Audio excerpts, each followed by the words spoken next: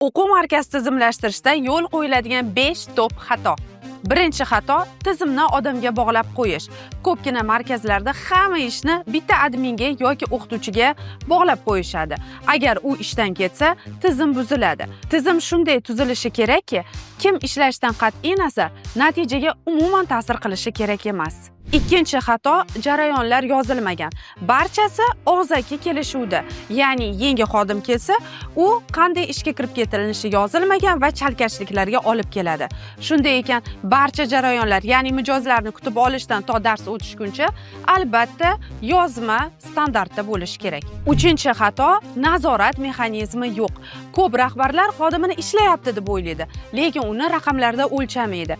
KPI hisobot har kuni tekshirib borilishi kerak. Shundagina tizim ko'r-ko'rona ishlamaydi. To'rtinchi xato odamlar uchun emas, hujjatlar uchun tizimlashtirish. Tizim qulay bo'lishi kerak.